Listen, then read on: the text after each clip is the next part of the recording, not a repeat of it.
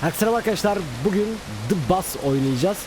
Çok uzun zamandır oynamıyoruz. Oyun 5 sene önce civarında çıktı. İlk çıktığı zamanlar 2 bölüm falan oynadık. Çok sarmadı. Yani çok yeni bir başlangıçtı. O yüzden bıraktık. Şimdi versiyon 1.0 olarak çıkış yapacak. Ben şu anda beta'dayım hatta. Yayıncılara beta kodunu verdiler. Beta koduyla versiyon 1.0'ı oynuyor olacağız. Hatta ne zaman çıkacak tam? Bu ayın sanırım sonlarına doğru 28 Mart'ta mı 27 Mart'ta mı? Öyle bir şeydi sanırım. Tam sürümede gelmiş olacak betadan. Tam sürüme geçmiş olacak. Oyunda baya gelişmeler olmuş. Hatta yeni harita falan da gelmişti.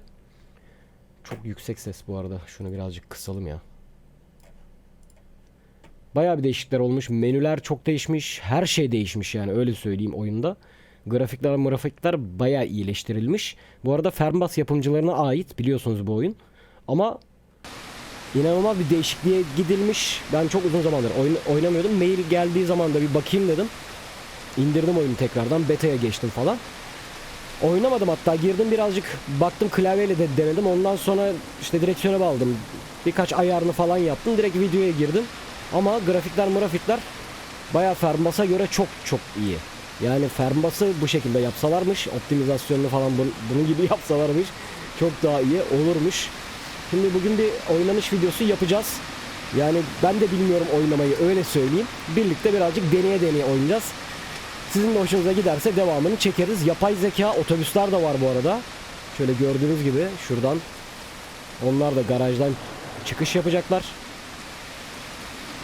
Oyunda varsayılan normal oynanışta direkt ESC'ye basıp şuradan hava durumunu bile anlık tık diye değiştirebiliyorsunuz. Bugünün tarihi seçili. Ben bu videoyu 23 Mart'ta çekiyorum. Siz 24 Mart'ta izliyor olacaksınız ama anlık olarak istediğiniz tarihleri seçebiliyorsunuz. Mesela ben bugün karda oynamak istiyorum derseniz atıyorum 1 Ocak seçin, 1 Şubat seçin. Yağışı karlı yapın ya da sisli karlı yapın. Ne bileyim sadece sisli yapın falan. Ona göre yağış belirleyebiliyorsunuz. İsterseniz dinamik hava yapabilirsiniz. Ya da senkronize yapabilirsiniz. Anlık o şehirde hangi hava durumu aktifse ona göre de yapabiliyor. İki farklı harita var. Biz şu anda Berlin haritasındayız. Berlin'in olduğu haritadayız. Hamburg haritası da var.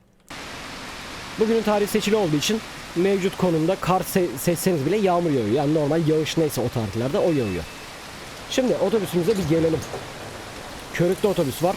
Scania'nın otobüsündeyiz. MAN var, VDL var, Mercedes var. Mercedes MB olarak geçiyor. Ben bugün en uzun otobüslerden birini seçtim. Scania'nın şöyle körüklü otobüsüyle oynayacağız. Şehir içi o otobüs oyunu, biliyorsunuz bu oyun. Şöyle binelim be. Bu arada direksiyonumuz senkron değil mi? Senkron değil direksiyon. Niye öyle? Dur bakayım. Şuradan ayarlara geldiğimiz zaman.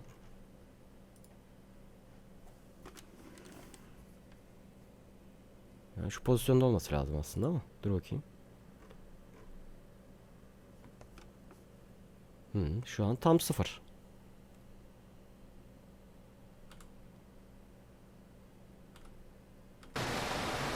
Allah Allah, oyunda niye böyle ki?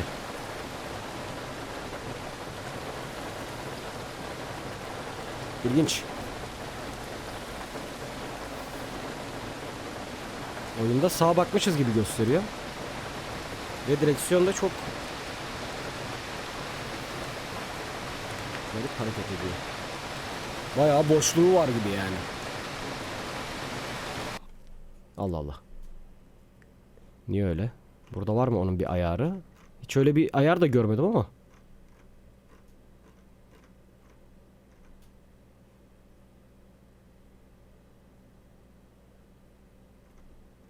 Yani öyle bir ayar da yok. İlginç bir şekilde. Grafiklerimiz falan ultra'da olmasına rağmen FPS'e gayet iyi seviyede bu arada. Böyle çözünürlük ölçeğini ben arttırmıştım ama.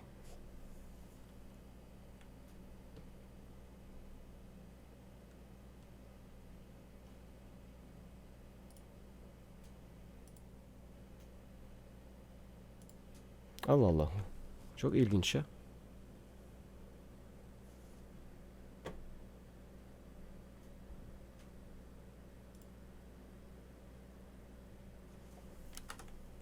Yani. Ben şunu bir çözeyim de öyle geleyim ya. Şimdi videoda uğraşmayalım. Tamam. Olayı çözdüm. Şimdi bende birden fazla kontrolü olduğu için otomatik olarak birinden bir tanesine şey atamış. Gaz, fren ve direksiyona rastgele tuş atamış. Onların hepsini resetledim. Sadece T300'ün ayarları kaldı. Tamam, şimdi hemen şöyle bir motorumuzu çalıştıralım öncelikle. Evet, bütün körükler hop aşağı indi. Şimdi ayarlarımızı yapacağız. Tabii öncelikle kapıları kapatalım. Sileceklerimiz. Fairbus'taki hemen hemen kısa yol tuşlarının aynısı diyebiliriz. Şuradan U tuşuyla da kameraları şöyle değiştirebiliyoruz. Dış kamera, iç kameralar falan filan.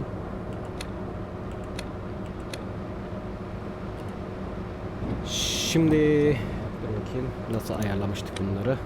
Heh. Şimdi buraya geldiğimiz zaman başla diyeceğiz. Buradan 28, 34. Şuradaki pini buraya giriyoruz. Tamam dedik. Burada line 100, tur 10. Buna da tamam diyoruz. Şimdi bize rotayı vermesi gerekiyor tabii ki.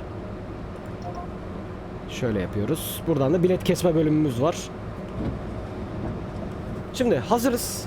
Hemen şöyle bir aydınlatmalarımıza bakalım. Şu kırmızı rota olayını çözemiyorum yalnız ya. Kırmızı rotada bize hiçbir durak vermiyor ki abi. Yani şöyle, şu rotanın sonuna kadar götürüyor bizi. Bunda bir hata oluyor ya. Ta park alanına kadar götürüyor bizi. Biz park alanına gitmek istemiyoruz ki. Haritayı açmadı. Rota bilgisi yok. Bunu yeniden düzenlemek gerekiyor ya. Dur. Biz bir yerde hata yapıyoruz. Nerede hata yapıyoruz? Garajdan başladığımız için sanırım hata yapıyoruz. Şimdi haritamız bu. Şimdi oyunu çözmeye çalıştığımız için bilmeyenler için de böyle aslında bir yandan iyi oluyor. Şuradan başlangıç verelim. O zaman. Saat 8'de değil de. Bakayım 10 olsun. Tamam, başlangıç burada olsun. Yağışımız falan her şeyimiz tamam. Başla diyelim.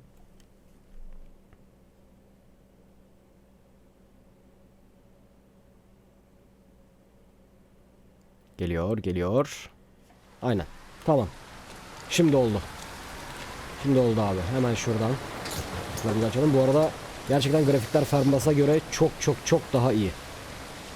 Çok iyi yani. Evet, şöyle bir duraklı yerdeyiz ama bizim rotamız belli olacak. Şimdi aracımıza binelim. Ve şöyle bir kontağımızı açıp çalıştıralım. Şimdi gelelim şuradan. Başla diyelim abi. 12.05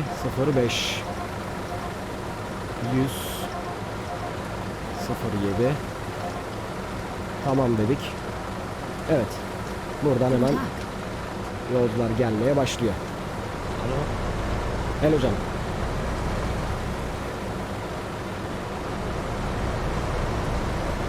Sanırım okeyiz.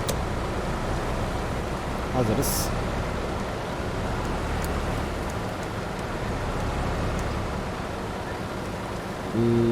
Bir dakika. Aydınlatmalar niye çalışmıyor benim?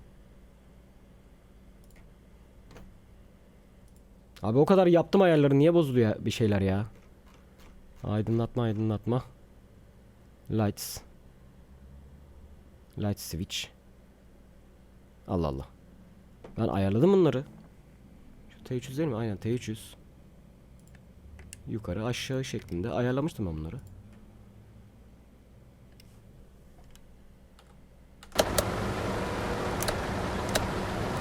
Şimdi anca çalışıyor. Neyse. Vites yükselt. Tabii kapıları kapatmamız lazım. El freni indirdik.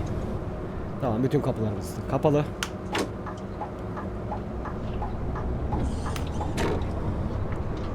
Haydi bakalım. İlk yolcularımızı aldık. Yolumuza çıkışımızı yaptık.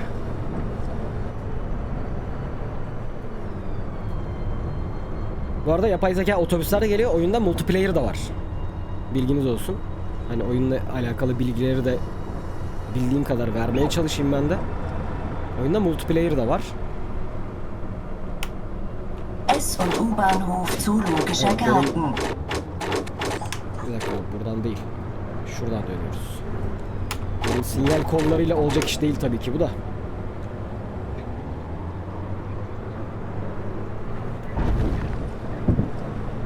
Sanırım körüğü taktık. O kadar da genişten aldım ama.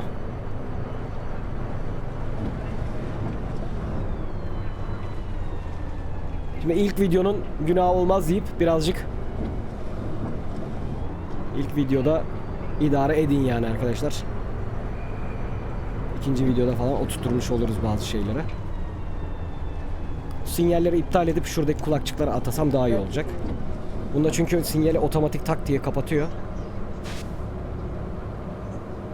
Tamam.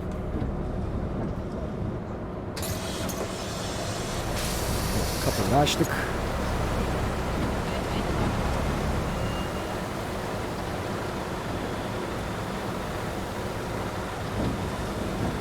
Binen yok, inen inmiştir. Daha hazır durmuşken hemen hızlıca sinyalleri de ayarlayayım. Şuradan. Direksiyona atayalım abi. Biz sinyalleri şuraya atamıştık.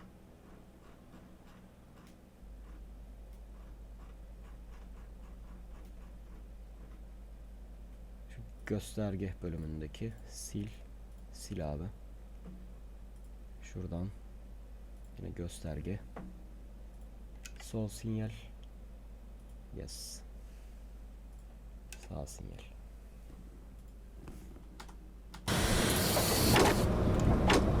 Aynen, tamamdır.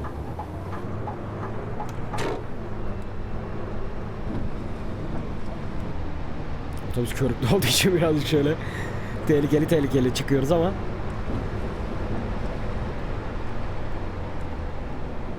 burada biz sola döneceğiz ama nasıl olacak o iş buradan? Bak, yapay zeka otobüslerden birisi geçiyor yine. Şunların önüne geçip birazcık kırmamız gerekecek sanırım.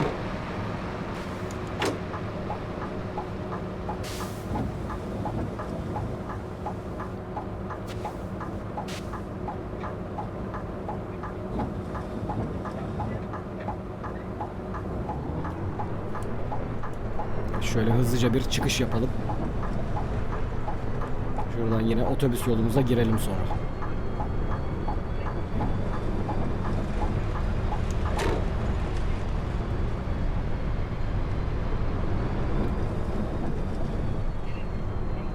Evet. Şurada hemen önümüzde yine bir durak var sanırım.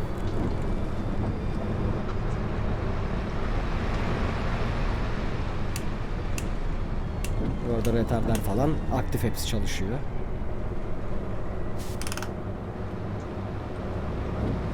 Havalı fren simülasyonu var ama hava biraz fazla hızlı bitiyor. Gördüğüm kadarıyla bir anda çizgiler aşağı iniyor çünkü.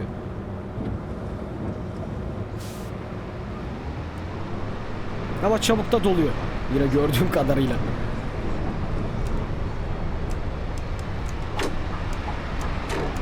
Oğlum biz sağ sinyali de ayarladık. Sağ sinyal niye çalışmıyor? Neyse, şimdi takılmayalım artık onlara.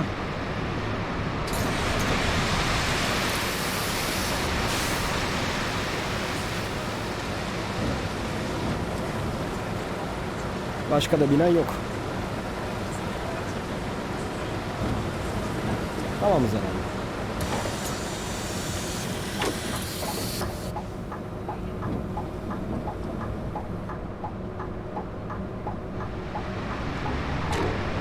Dayı ben bir geçeyim mi?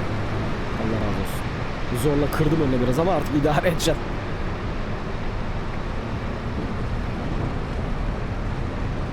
Bu arada aynı Fernbus'taki tüm tuşları kendiniz kontrol ediyorsunuz. Biz bu arada yapmadık. Ne klima açtık ne bir şey yaptık ama onların hepsini yine kendinizin halletmesi gerekiyor.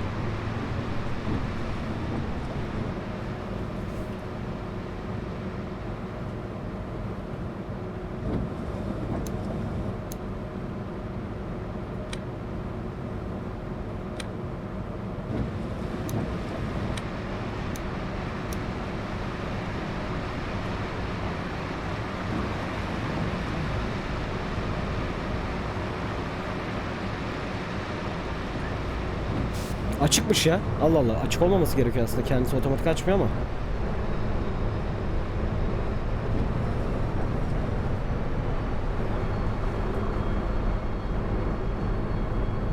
Bayreuther Straße.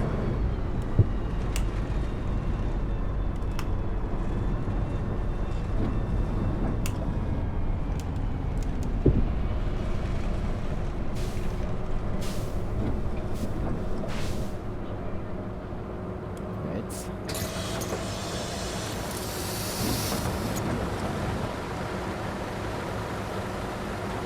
Çok bir yolcu yok. Sıkıntı orada. Oyunda. Fernbus'ta da öyle ya. Çok fazla yolcu olmuyor otobüste falan. Bunda da öyle. Çok fazla bir yolcu yok gördüğüm kadarıyla.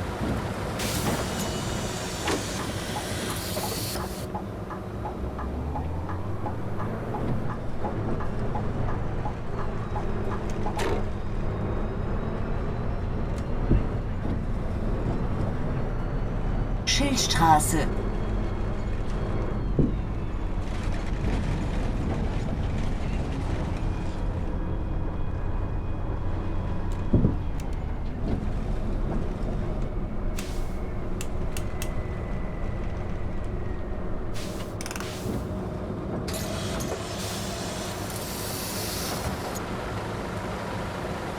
Arkadan binen var. Yani demek ki bilet almayacak.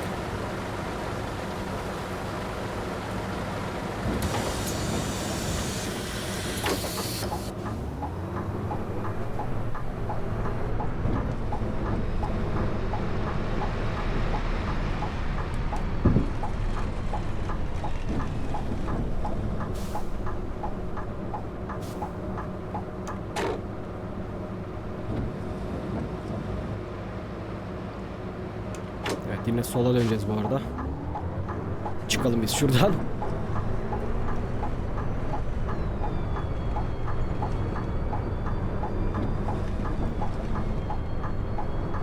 Lützowplatz.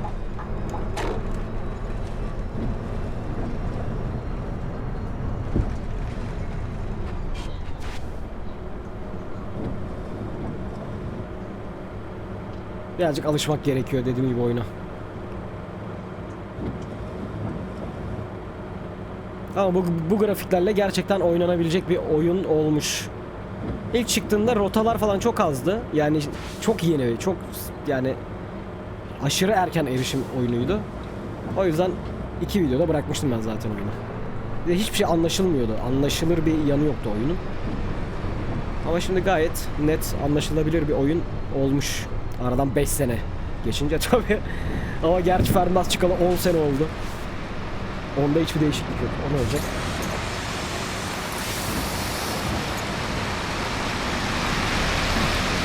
Hay canım.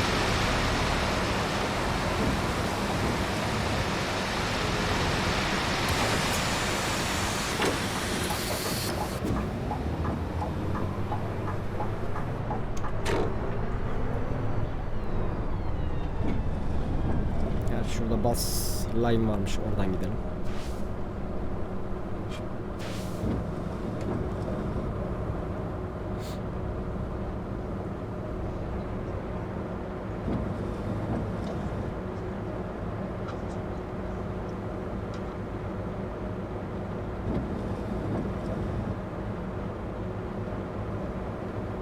Oyunun Türkçesi de çok iyi değil bu arada. Yarı Türkçe yarı İngilizce şeklinde devam ediyor oyun. İşte kıvamında diyebiliriz. Öyle söyleyeyim.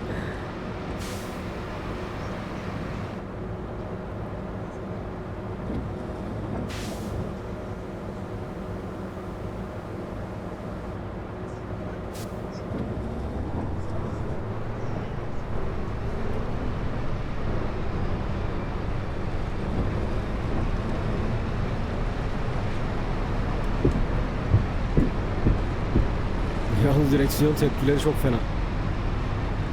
Direksiyon tepkileri Fernbus'ta aynı. Çok fazla sarsıyor Nordische bazı şeyler. Botschaften. Adenauer Stiftung.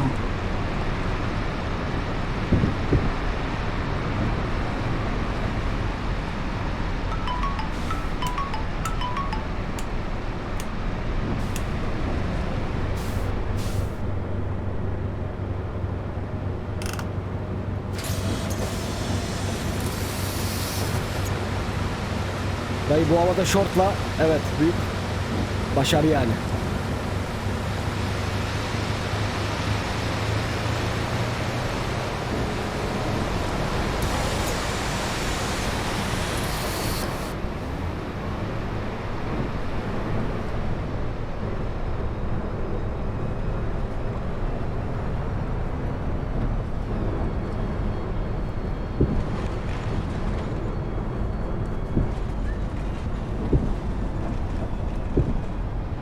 Yandaki mazgallar var. Mazgallar çok sıçratıyor arabayı. Baksana. Yani baslayına girmesek o da ayrı bir şey. Yani oradan gitmemiz gerekiyor aslında ama mazgallar çok zıplatıyor.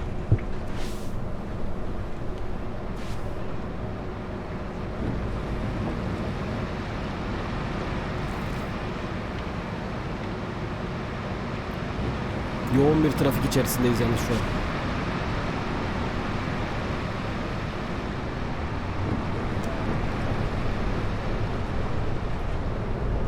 Bu arada mazgallar trafikteki araçları da şey yapıyor. Großer Hareket Stern. ettiriyor.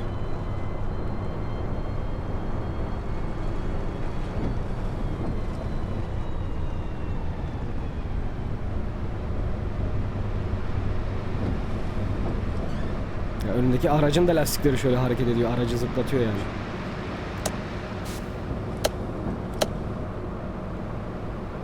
Çok parlatıyor be. Gündüz sadece parklarla gitsek yeterli bence. Dayı önümüzü kestin sen bayağı.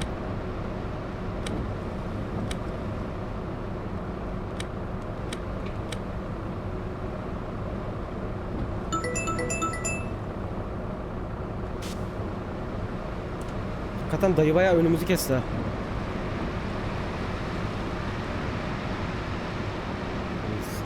Bize yine kırmızı. Bu ses ne abi? Sürekli birilerinin telefonu mu çalıyor?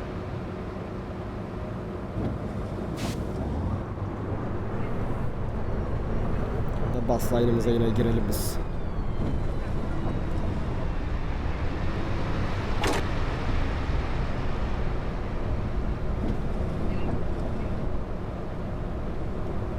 Dur bakalım dıştan bakalım.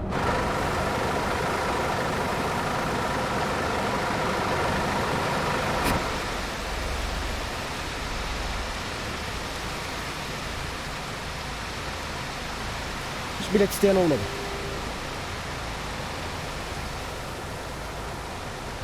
İneceksin mi? Evet, inecekmiş. Aha bilet istiyor. Vallahi bilet istiyor. Dur bakalım. Bilet kesmemiş, bakalım ona.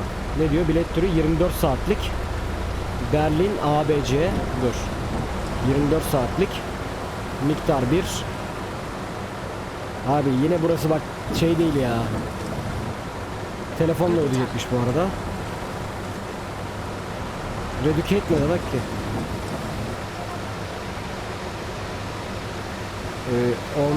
11.40.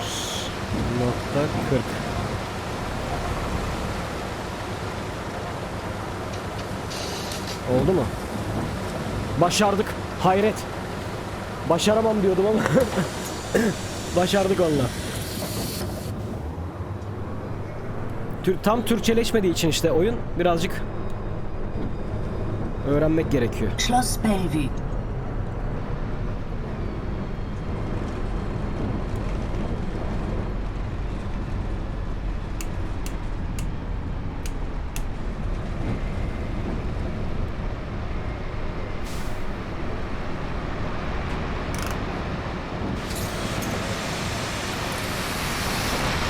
Buyurun efendim.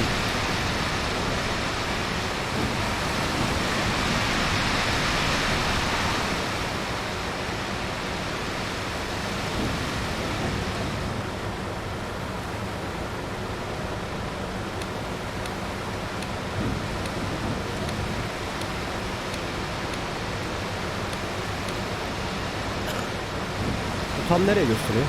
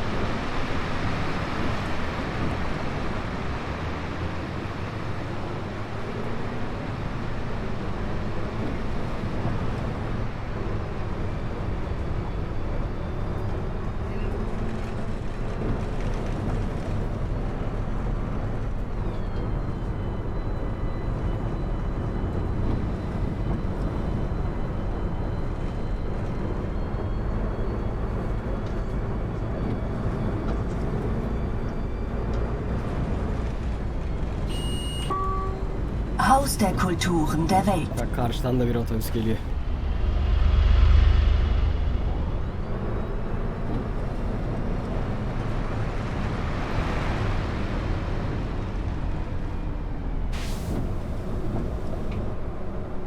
Bu arada durak çok fazla. Hepsini gidemeyiz. Kafamıza göre bitirebiliriz. Ruta en baştan başladık.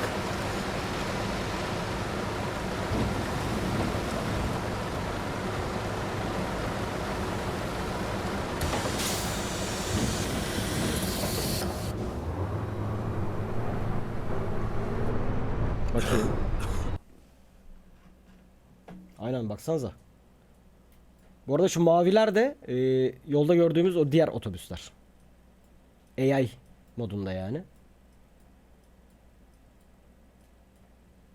Diğer otobüsleri görebiliyorsunuz.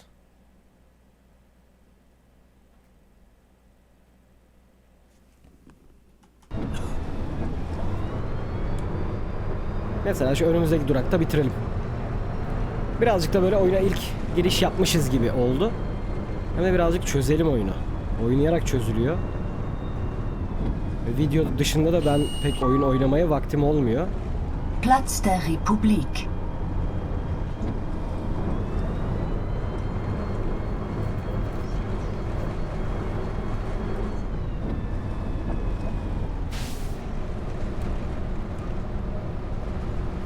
Aynen burayı son durak gibi düşünelim. Burada bitirelim.